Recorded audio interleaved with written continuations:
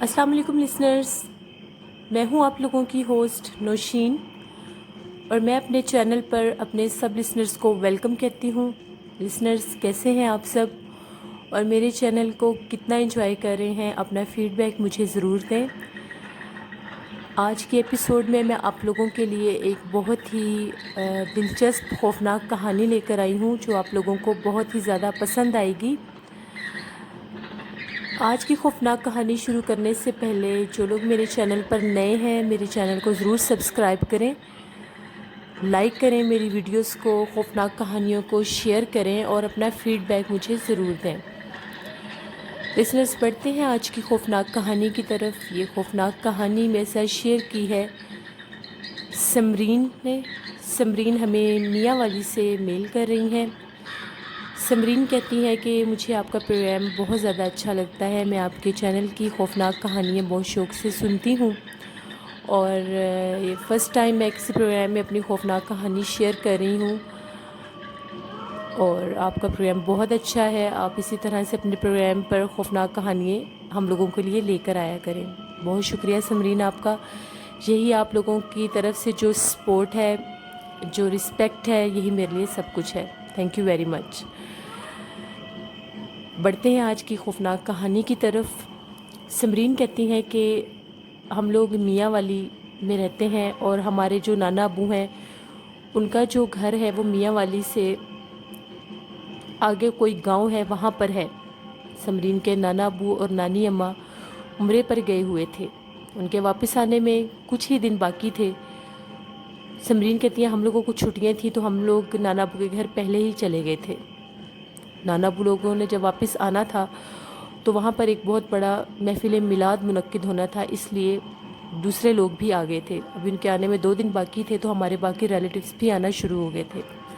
हमारे नाना अबू का घर बहुत बड़ा था और वो पुराने स्ट्रक्चर पर बना हुआ था, जिस तरह हम पुराने आबाई घर होते थे। कमरे थे, उनके आगे बरामदे थे और बरामदे के आगे बहुत बड़ा सहन था, जहाँ पर आज भी वही कल्चर है कि शाम के टाइम उन सहनों में चारपाइयाँ बिछाई जाती हैं और उन चारपाइयों पर शाम के टाइम सब लोग इकट्ठे होकर बैठकर बातें करते हैं और रात के टाइम सोते भी सहन में ही हैं। कहती हैं हमारे नाना अबू कि सहन की एक साइड पर एक कॉर्नर में करके बहुत ही बड़ा पीपल का दरख्त था। वो दरख्त बहुत ही ज़्यादा पुराना था। बचपन से लेके आज तक हम उस दरख्त को देखते आ रहे थे। हम सबको पता था कि ये दरख्त बहुत ही ज़्यादा पुराना दरख्त है। उसकी जो हुलिया था दरख्त का, जो शक्लो सूरत थी दरख्त की, जो उसका आउटलुक था, उससे वाज़िया फ़ील होता था कि ये बहुत ही कदीम दरख्त है। उसकी फैली हुई जो शाखें थीं वो सारे एरिया को कवर करती थी, बल्कि साथ वाली दीवार पर भी उसकी छाँव रहती थी। हम लोग भी थे और हम लोगों के और भी बहुत से रिलेटिव्स वहाँ पर आ गए थे। तो रात के टाइम जब सोने का सेटअप किया गया तो सहन की एक तरफ सारी फ़ीमेल्स की चारपाइयाँ लगाई गई और दूसरी तरफ मेल्स का सारा सिस्टम था। हमारे नाना अबू की बरादरी बहुत बड़ी थी और हमारे काफ़ी रिश्तेदार आए हुए थे। हमारे एक अंकल थे, उनकी चारपाई उस तरफ बिछाई गई जिस तरह वो पीपल का दरख्त था। पीपल के दरख्त के बिल्कुल नीचे नहीं थी, लेकिन साइड वही बनती थी, 2-3 कदम पर ही वो दरख्त था। वो रात के टाइम अपने किसी दोस्त से बात कर रहे थे, 11:30 का टाइम था। वो कॉल पर बात कर रहे थे अपने किसी दोस्त के साथ, करवट पर लेट कर। उनकी कमर थी दरख्त की तरफ, बाकी सब लोग सो रहे थे। गर्मियों का मौसम था, सब आराम से सो रहे थे। शाम रात बहुत ज़्यादा ठंडी हवा चल रही थी। वो कहते हैं कि मुझे ऐसा फ़ील हुआ कि मेरी चारपाई पर आकर कोई बैठा है। जब उन्होंने करवट लेकर पीछे देखा तो कोई भी नहीं था। उन्होंने ज़रा इधर उधर देखा, फिर आराम से फ़ोन पर बात करने लगे कि हवा तेज़ चल रही है, हो सकता है मेरा वहम हो। 5-6 मिनट गुज़रे, उनको फिर वाज़िया एहसास हुआ कि उनकी चारपाई पर कोई बैठा है। उन्होंने पीछे पलट कर फिर देखा, कोई चीज़ नहीं थी। वो बड़े हैरान हुए कि ये बार बार क्या मसला हो रहा है। उन्होंने फ़ोन बंद कर दिया और दरख्त की तरफ मुंह कर लिया और सोने के लिए आंखें बंद कर ली। अभी इन्होंने आंखें बंद ही की थी तो उनको ऐसा लगा कि उनके सर के बाल कोई کسی چیز نے کھینچے ہیں۔ وہ جھٹپٹا کر اٹھے تو انہوں نے پوچھا کون ہے، کس نے میرے بال کھینچے ہیں؟ باقی تو سب سو رہے تھے، رات کافی زیادہ ہو گئی تھی، 12 سوا 12 بجے کا ٹائم تھا۔ انہوں نے درخت کی طرف دیکھا تو ان کو ایسا لگا درخت کے پیچھے سے کوئی جھانک رہا ہے۔ اب وہ دیکھ رہے ہیں کہ درخت کے پیچھے سے کوئی جھانک رہا ہے، تو انہوں نے اونچا سا پوچھا کہ کون ہے وہاں پر اور کس نے میرے بال کھینچے ہیں؟ وہ چیز جھانک کر دیکھ کر پھر پیچھے ہٹ جاتی، پھر درخت کے پیچھے سے جھانک کر دیکھ کر پھر پیچھے ہٹ جاتی۔ اس درخت کے نیچے باقاعدہ پرانے زمانے کی طرح بیٹھنے کی جگہ، وہ جو گول دائرہ بنا ہوتا ہے، ایک فرش ٹائپ اونچا سا، وہ بنا ہوا تھا۔ انہوں نے جا کر اپنی چارپائی سے اٹھے، انہیں غصہ بہت آیا۔ انہوں نے آگے جا کر جب دیکھا درخت کے چاروں طرف کوئی چیز نہیں تھی، وہ بڑے سخت حیران ہوئے۔ پھر انہیں یہ لگا کہ کہیں کوئی دیوار پھلانگ کر نہ آیا ہو، کوئی چور وغیرہ یا کوئی شرارت نہ کر رہا ہو، مگر کوئی بھی نہیں تھا۔ انہوں نے سارا جائزہ لیا، بڑے حیران ہوئے کہ میں کیسے اگنور کر سکتا ہوں، میں نے اپنی آنکھوں سے دیکھا کوئی درخت کے پیچھے سے جھانک رہا تھا۔ خیر وہ اسی تجسس میں آ کے لیٹے، ان کی آنکھ لگ گئی، وہ سو گئے۔ صبح جب سب جاگے تو ان کی چارپائی درخت کے نیچے تھی۔ سب بڑے حیران ہوئے کہ ان کو کیا سوجی جو درخت کے نیچے چارپائی انہوں نے بچھا لی۔ ان سے پوچھا، ان کی بھی آنکھ کھلی، وہ بھی حیران ہو گئے۔ انہوں نے کہا کہ میری چارپائی یہاں پر کیسے آ گئی ہے، میں تو سب کے ساتھ ادھر ہی سو رہا تھا۔ تو سب نے کہا کہ جب ہم لوگ صبح جس چیز کی آنکھ کھلی ہے اس نے دیکھا آپ کی چارپائی درخت کے نیچے تھی۔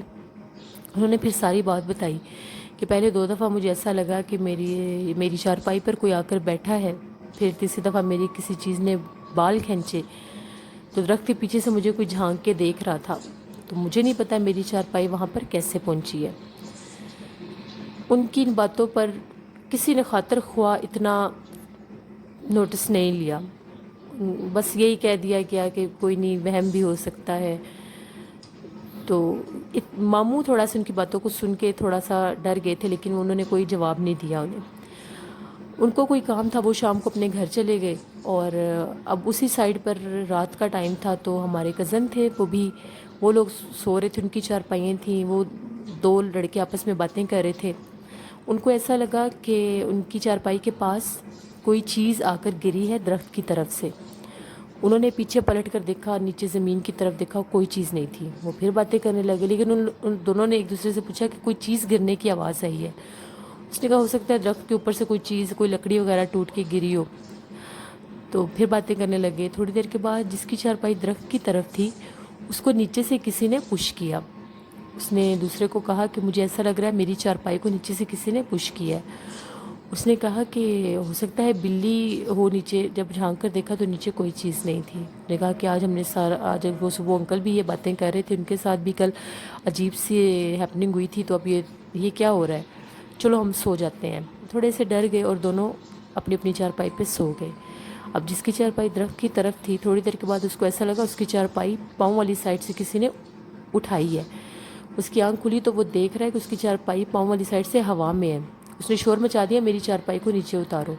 اتنے میں جو ساتھ والے تھے وہ بھی جاگ گئے سارے، وہ دیکھ رہے ہیں کہ اس کی چارپائی واضح پاؤں کی طرف سے ہوا میں ہے، لیکن وہاں پر کوئی چیز نہیں ہے۔ ان کے دیکھتے ہی دیکھتے کسی نے اس کی چارپائی کو وہ زور سے پلٹا اور اس کو نیچے گرا دیا۔ وہ بہت ڈر گیا، وہ چیخیں مارنے لگا، سب نے اس کو اٹھایا۔ تو پھر ماموں نے کہا کہ درخت والی سائڈ سے چارپائیاں ہٹا لیں، یہ درخت ان کے ابو بتاتے ہیں کہ اس پر کوئی اثرات ہیں۔ اب سب ڈر گئے، انہوں نے اپنی اپنی چارپائیاں سائڈوں پہ کر لی۔ نیکسٹ ڈے نانا ابو لوگ آ گئے تو سب تھوڑے سے پریشان تھے، 2 راتیں جو ہوتا رہا نا، تو وہ سب کو ملے، سب نے ان کو مبارک وغیرہ دی۔ تو پھر نانا ابو نے پوچھا کہ آپ لوگ اتنے پریشان کیوں لگ رہے ہیں؟ تو پھر جو 2 رات سے لگاتار جو واقعات ہوئے نانا ابو کو بتائے گئے، تو نانا ابو نے بتایا کہ یہ جو پیپل کا درخت ہے یہ گھر بننے سے بھی پہلے کا ہے۔ جب نانا ابو کی شادی ہوئی تھی تب انہوں نے اس گھر کو بنوانا شروع کیا تھا، تب کا یہ درخت ہے۔ تو وہ کہتے ہیں کہ اس درخت کو ہم نے جب بھی ہم کٹوانے کا ارادہ کرتے تھے کہ ہم اس درخت کو کٹوا دیں گے، کیونکہ یہ بہت پھیلا ہوا درخت تھا، تو ساری رات اس درخت سے رونے کی آوازیں آتی تھیں، اور یہاں پر ایک جھولا لگا ہوتا تھا، وہ جھولا ساری رات جھولتا تھا، کوئی چیز اس پر نظر نہیں آتی تھی۔ اس درخت کے پاس سے چنبیلی کے پھولوں کی بہت خوشبو مہکتی رہتی تھی رات کو، اور پائلوں کی آواز آتی تھی جیسے پائلیں پہن کے اس درخت کے چاروں طرف کوئی چلتا ہے۔ وہ کہتے ہیں ایک دفعہ بہت شدید بارش ہو رہی تھی، تو ہم لوگ اپنے برآمدے میں بیٹھے ہوئے تھے، 9:30 بجے کا ٹائم تھا، تو وہ رات کے ٹائم جیسے جھولے کو اوپر اٹھا کر لٹکا دیا جاتا ہے کہ کہتے ہیں کہ مغرب کے بعد جھولا نہیں جھولنا چاہیے، اس پر جنات بھی ہوتے ہیں۔ وہ کہتے ہیں واضح ہمیں محسوس ہوا کہ جھولا کسی نے نیچے اتارا ہے اور واضح اس جھولے کے اوپر جیسے کوئی بیٹھ کے اس کو جھولتا ہے۔ وہ کہتے ہیں سردیاں ہوں یا گرمیاں، ساری رات وہ جھولا کوئی چیز جھولتی تھی اور واضح اس جھولے کو جھولنے کی آوازیں پورے گھر میں گونجتی تھیں۔ پھر انہوں نے بڑی مشکل سے اس جھولے کو کسی طرح سے وہاں سے اتار دیا تھا اور اس درخت کے پاس نہیں جاتے تھے، لیکن ان کو یہ نہیں پتہ تھا کہ وہ جنات کا بسیرا آج بھی اتنا سخت ہے کہ وہ اس جگہ پر بھی کسی کی مداخلت برداشت نہیں کرتے، اس کے آس پاس بھی۔